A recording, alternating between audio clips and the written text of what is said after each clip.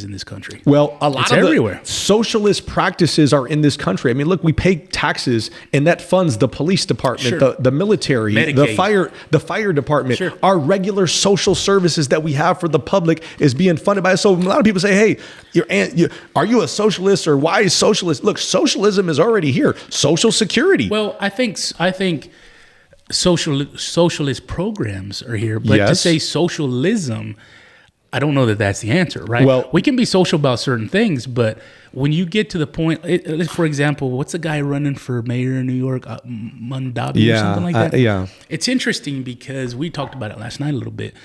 You know, he's talking about these city-run grocery stores, right? And we did some research, and they tried that, and I think it was in Kansas, and it failed.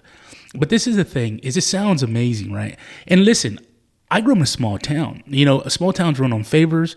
You know, Dad was friends with the game warden. Yeah. You know, the game warden called, "Hey, Bear, I have 10 deer. I want 2 of them, take 8. You know, school nights, we're out there deboning meat, and I hated that shit. It was cold. I had school the next day, and my dad wasn't great at explaining things. Dad's thing was just do it because I told you. Yeah.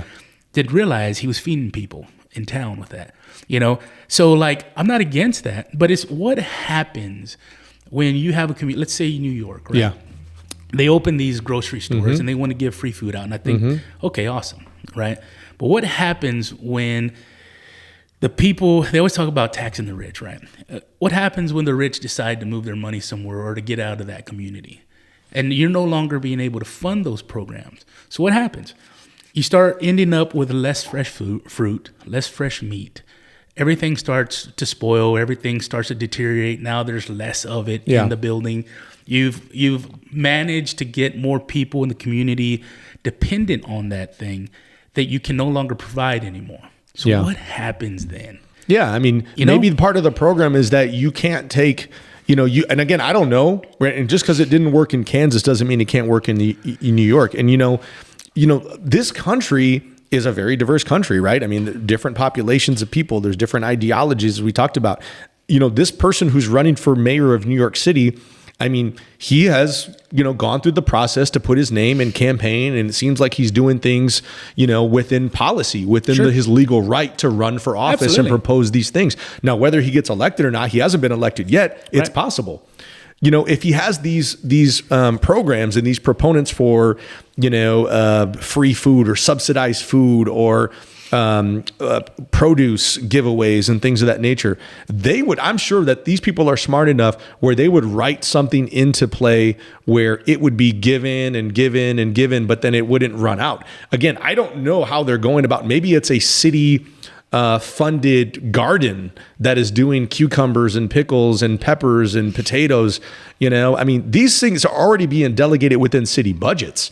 The city budgets, we talked about it's hard to find gardens in New York, though. Yeah, but no, there's enough space that they could garden stuff in New York somewhere. There's enough space. New York State. Long Island, you could put it up New York State and they would get it into New York City. Again, I don't know exactly. The garden, the space is there. You look at, I mean. Well, the guy's the mayor of a city, right? He's not the governor. Is he currently the mayor? No, he's running. I'm sorry. He's running for the mayor of the city. He's not the governor. So, true. The things that you think, okay, what can contribute to that? Or how can we outsource some of the things that maybe we can't grow in the city? He technically just will, if he would run the city. So, his aspirations, he may not be able to cover what he's trying to aspire to. And it's possible. And there may be people who campaign and advocate for this guy to realize, hey, he was just like everyone else. He used me for my vote and I shouldn't have campaigned for him. A lot of people campaign. We talked about why politicians can't deliver on their promises. A lot of them campaign on one thing and then they get in there and realize it's not just a me show.